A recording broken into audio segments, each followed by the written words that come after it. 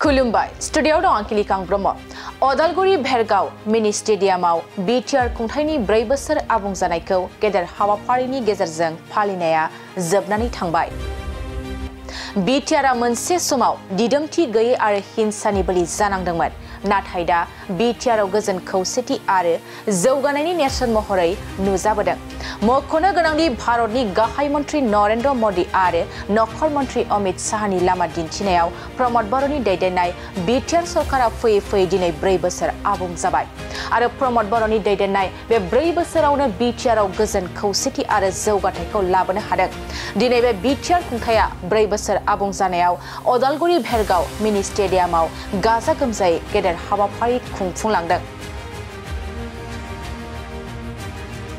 लोगोसे बे हाबाफारियाव आसाम आयेन आफादनि बुंथिगिरि बिस्वजित दैमारी, बिटिआरनि सिएम प्रमद बर', बिटिआरनि इएम एमसिएलएजों लोगोसे इउपिपिएलनि गोबां दैदेनगिरि, बिबानगिरि आरो गोबां रायजो राजाफ्रा बाहागो लानायखौ नुनो मोन्दों।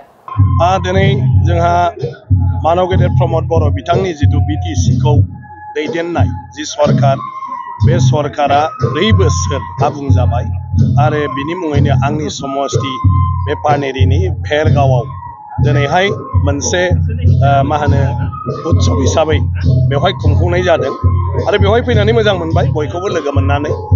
आरो बेयो मोनसे जोबोद गोग्गाथाव बाथ्रा जे मोनसे जायगायाव सासे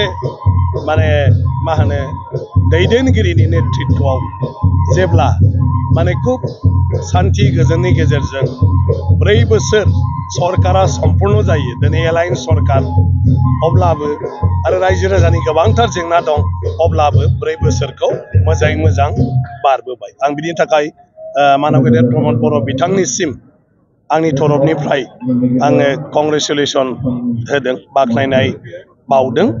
आरो बे 4 बोसोराव बिथाङा गोबांथार जेंनाफोरखौ नाजानायनि गेजेरजों माखासे मावफुंनो हादों आरो माखासेखौबो नाजागासिनो दङ। आरो आं सानो बे 4 बोसोरनि बिथांनि जितु मोन्दांथि, बे मोन्दांथिफोरनि गेजेरजों फैबाय थानाय समाव बिथाङा आरो साबसिनै खामानि मावनो हागोन। प्रमद बर' बिथांजों लोगोसे बिथांनि जि इएम कलिगफोर, बिथांमोनखौबो आङो साबायखर बावदों जे बिथांमोना जयैनो दिनै बिटिसि ओनसोलनि जौगाखांनायनि थाखाय खामानि मावदों। बिटिसि ओनसोलाव गोजोन आरो आब्रुथिखौ लाखिनो बिथांमोना खामानि मावबोदों।